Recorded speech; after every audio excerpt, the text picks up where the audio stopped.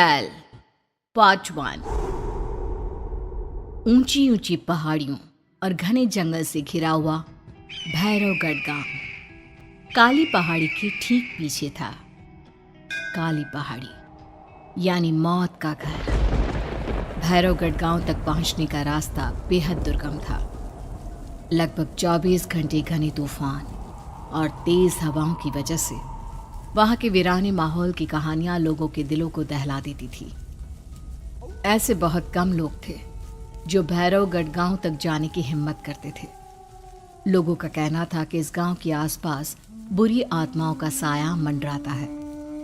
गांव के रहने वाले लोगों ने वैसे तो अपनी आंखों से किसी बुरी आत्मा या साये को नहीं देखा था, लेकिन गांव का बच्चा बच्चा इस बात को महसूस कर सकता था कि गांव के ऊपर कोई तो खौफनाक साया मंडरा रहा है।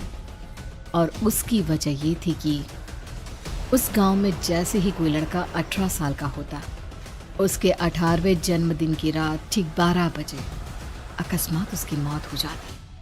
हर बार ये मौतें बड़े ही रहस्यमयी ढंग से होती, और इस बार सरपंच सुमेर के बेटे को 18 साल होने में अब बस 15 दिन बाकी थे। अजी सुनते हैं, हमारा बेटा भी कुछ दिन बाद 18 साल का हो जाएगा। कहीं वो डायन उसे भी खा गई तो। कैसी बातें कर रही हो? जब वो इस गांव में ही नहीं है तो कोई भी डायन या बुरा साया उसका कैसे कुछ बिगाड़ सकता है? उसे कुछ नहीं होगा। हाँ जानती हूँ, आपने उसे पढ़ाई के बहाने इस गांव से बाहर निकाल शहर भेज दिया है, लेकिन ये भी तो सच है ना कि वो बार बार यहाँ आने की जिद करता रहता है। वो चाहे कितनी भी जिद कर ले जानकी, पर मैं उसे इस गांव में कभी वापस नहीं आने दूंगा। मैं नहीं चाहता कि गांव के दूसरे लड़कों की तरह मेरे बेटे की भी अजीबोगरीब ढंग से मौत हो जाए।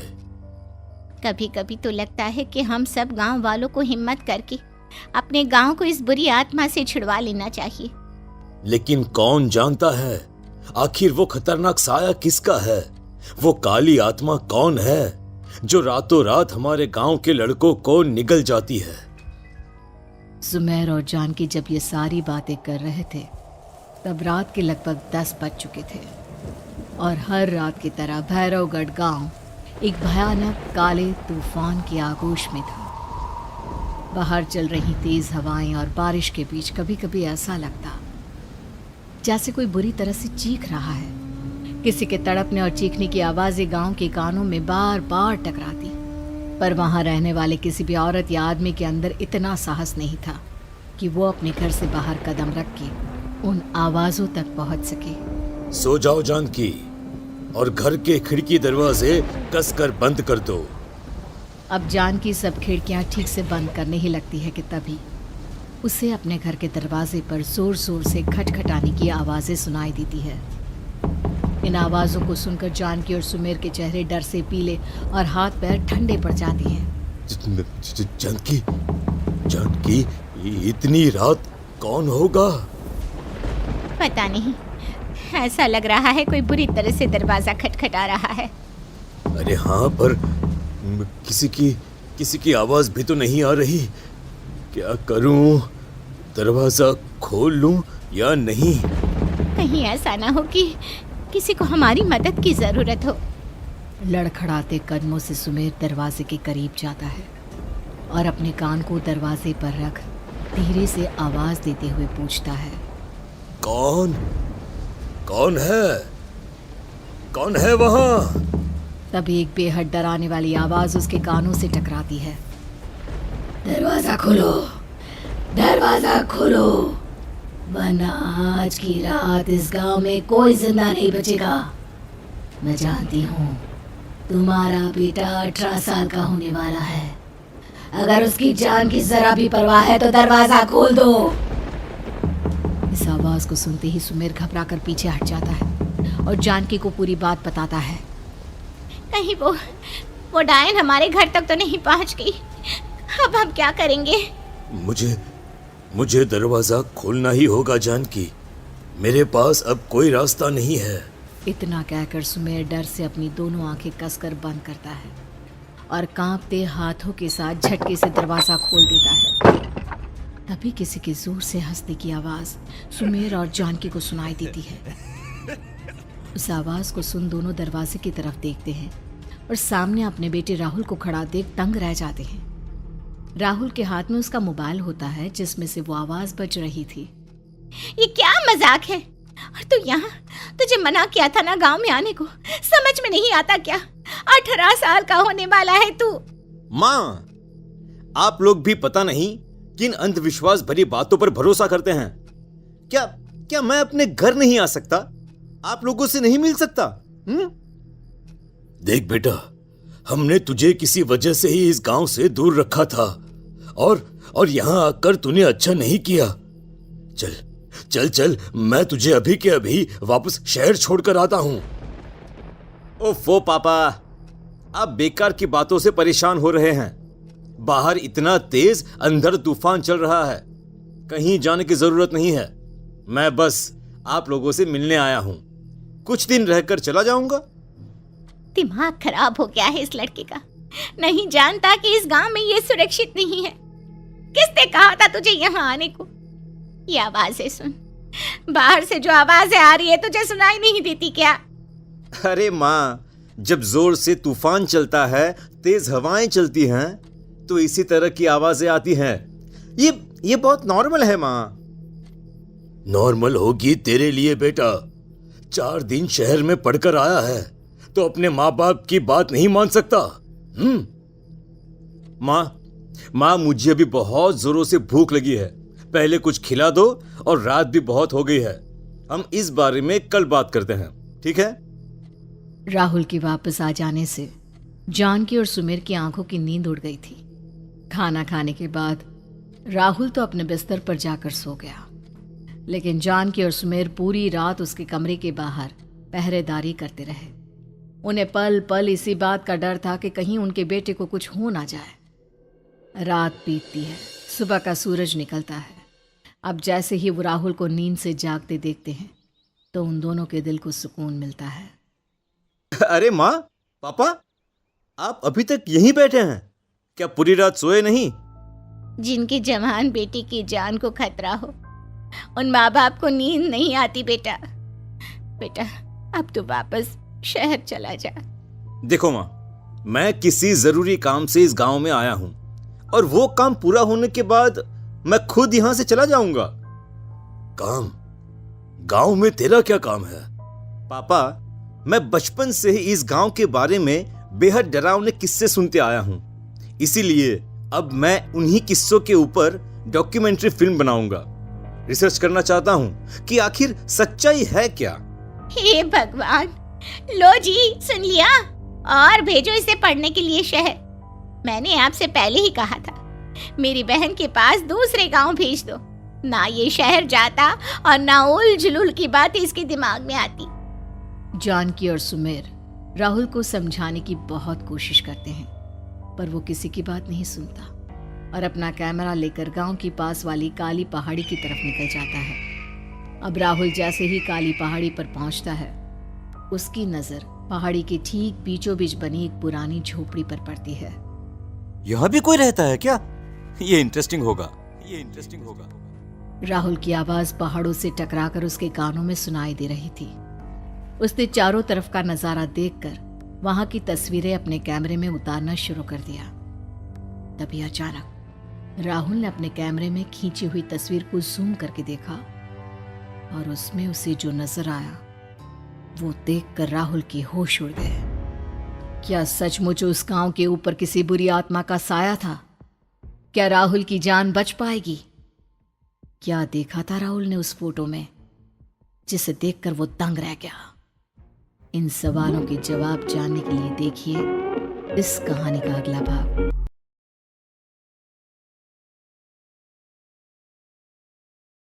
बस रात के करीब 11 बज रहे थे। सड़क पर इक्का तुक्का गाड़ियां चल रही थी। अपनी नाइट शिफ्ट खत्म करके शीला और निकिता बस स्टॉप पर खड़ी थी। आज तो हमें बहुत देर हो गई, पता नहीं घर जाने के लिए हमें कोई साधन मिलेगा भी या नहीं। अगर कोई साधन नहीं मिला तो कहीं रात इसी बस स्टॉप पर ना बितानी पड़े। अपनी काली जुबान बंद कर, जब देखो तब उल्टी बातें ही करती है। अरे कुछ देर रुक जाना, कुछ ना कुछ मिल ही जाएगा। लेकिन काफी देर तक इंतजार करने के बाद भी उन्हें कोई बस नहीं मिलती। धीरे धीरे समय के साथ साथ सड़क पर चलने वाली गाड़ियों का दिखना भी बंद हो जाता है। अरे ये देख, अब तो सड़क पर एक भी गाड़ी नहीं दिख रही। दूर दूर तक गाड़ी और किसी इंसान का नामो निशान नहीं है। एक काम करते हैं, वापस अपने ऑफिस चलते हैं। हम दोनों आज रात वहीं गुजार लेंगे। देख, तुझे अच्छी तरह पता है 10 बजे के बाद चौकीदार ऑफिस के मेन गेट पर ताला लगाकर अपने घर चला जाता है। ऑफिस जाने का कोई फायदा नहीं है। इस सुनसान सड़क को देख मुझे बहुत घबराहट हो रही है। एक काम करना, उसी चौकीदार के घर चलते हैं। वो भी तो परिवार वाला है। हम बेफिक्र होकर आज रात उसके घर पर रुक सकते हैं। अरे पागल, चौकीदार 10 बाई 10 की खोली में रहता है। उसके 4 बच्चे हैं। भला वो हमें अपने घर में कौन सी जगह देगा? अब तू ना ये बेकार की बातें बंद कर और चुपचाप खड़ी रह, शायद कोई लिफ्ट ही मिल जाए। फिर काफी देर इंतजार करने के बाद आखिरकार एक नीले रंग की बस उनके सामने आकर रुकती है। बस का दरवाजा खोल कंडक्टर उन दोनों से कहता है, कहिए कहाँ जाना है आप दोनों को? देखिए मेरी पूरी बस खाली पड़ी है, मैं आप दोनों को आपके ठिकाने पर छोड़ दूंगा। इतना कहकर कंडक्टर मुंह में भरे पान की पिचकारी सड़क पर दे मारता है। निकिता, लोगों का कहना है कि कुछ महीने पहले इसी तरह अंधेरी रात में एक नीली बस के अंदर कुछ बदमाशों ने एक जवान लड़की की हत्या कर दी थी। इस बस का रंग भी नीला है। कहीं ये वही बस तो नहीं? कंडक्टर शीला की बात सुन लेता है और मुस्कुराते हुए कहता है, देखिए मेम साहब, उस घटना के बारे में मैंने भी सुना है। माना कि उस बस का रंग और मेरी बस का रंग एक है, लेकिन दुनिया में नीले रंग की एक ही बस तो नहीं है ना। हाँ, ये तो सिर्फ एक इत्तेफाक है। देखिए हमारी बस में एक मेम साहब पहले से ही बैठी हैं, चाहे तो आप देख लीजिए। निकिता गर्दन उठाकर देखती है तो बस के पीछे वाले हिस्से में एक लड़की कंबल ओढ़े बैठी हुई थी। सही तो बोल रहे हैं भैया, बस में पहले से एक लड़की बैठी है। चल अब हम भी बैठ जाते हैं, वैसे भी बहुत देर हो गई है। अरे ठहर जाना निकिता, मुझे डर लग रहा है। अरे तुझे इतना ही डर लग रहा है तो तू यहीं खड़ी रहे, मैं तो चली। अरे तुम मुझे छोड़कर कहाँ जा रही है? मैं भी चलती हूँ। दोनों बस में जाकर बैठ जाती हैं। देखते ही देखते ड्राइवर बस को तेज रफ्तार में चलाना शुरू कर देता है। तभी शीला की नजर पीछे वाली सीट पर अकेली बैठी लड़की पर पड़ती है। उस लड़की की लाल आंखें और उसका आधा जला हुआ चेहरा देखकर शीला घबरा जाती है। सुन निकिता, हमारे पीछे जो लड़की बैठी है ना, उसकी आंखें एकदम खून की तरह लाल और चेहरा किसी चुड़ैल की तरह डरावना दिख रहा है। अरे छोड़ ना, कौन कैसा दिखता है? मुझे इन सब बातों में कोई दिलचस्पी नहीं है। मैं थोड़ी देर झपकी लेना चाहती हूँ, इसलिए अब तू अपनी बड़बड़ बंद कर प्लीज। बेफिक्र निकिता अपनी आंखें बंद करके बैठ जाती है। दूसरी ओर बस जंगल के रास्ते में पहुंची है। चारों तरफ घना अंधेरा और साथ ही जंगल में मौजूद जंगली जानवरों की डरावनी आवाजें शीला को और भी ज्यादा डराए जा रही थी। थोड़ी ही देर में बस एक बरगद के पेड़ के पास से गुजरती है। तभी अचानक बरगद की डाल पर बैठी एक बिल्ली कूदकर खिड़की के रास्ते शीला की गोद में आ गिरती है। मर गई रे, बचाओ मुझे, कोई बचाओ। शीला के चिल्लाने की वजह से निकिता की आंख खुल जाती है और वो भी घबराकर इधर उधर देखने लगती है।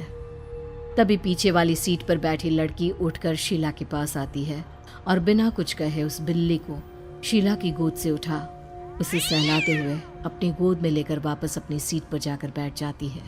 अरे शीला, तू तो बहुत ही डरपोक है, जरा जरा सी बात पर उछल पड़ती है। मैं कल से अकेले ही सफर करूंगी। अरे मैं क्या करूं? वो बिल्ली अचानक मेरी गोद में आ गिरी। अपनी बकवास बंद कर और मुझे चैन से सोने दे। इस तरह शीला को डांटकर निकिता फिर सो जाती है। पर तभी अचानक एक झटके से ब्रेक लगाकर ड्राइवर बस को रोकता है।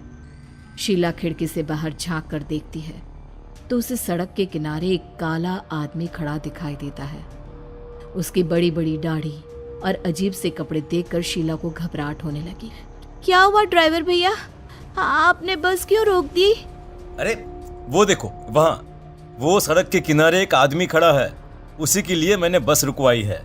शीला निकिता को धक्का देकर नींद से जगाती है। अरे अब क्या हुआ? वो देख, सड़क किनारे कितना डरावना आदमी है। उसका अजीबोगरीब हुलिया देखकर लगता है जैसे कोई शैतान खड़ा हो। अब शीला की तरह निकिता भी उस आदमी को देखकर थोड़ा डरने लगती है। कंडक्टर, क्या तुम उस आदमी को बस में चढ़ाने वाले हो? उसे देखकर हमें डर लग रहा है, उसे बस में मत चढ़ाओ। अरे डरने की कोई बात नहीं है मेम साहब, ये आदमी जंगल के पीछे वाले गांव में रहता है। ये रोज इसी वक्त मेरी बस में बैठकर पड़ोस वाले गांव में जाता है। और वैसे भी ये बेचारा गूंगा है। अगर आप लोगों को डर लगता है तो मैं इसे ड्राइवर के बगल में बिठा देता हूँ। ओह अच्छा, ठीक है।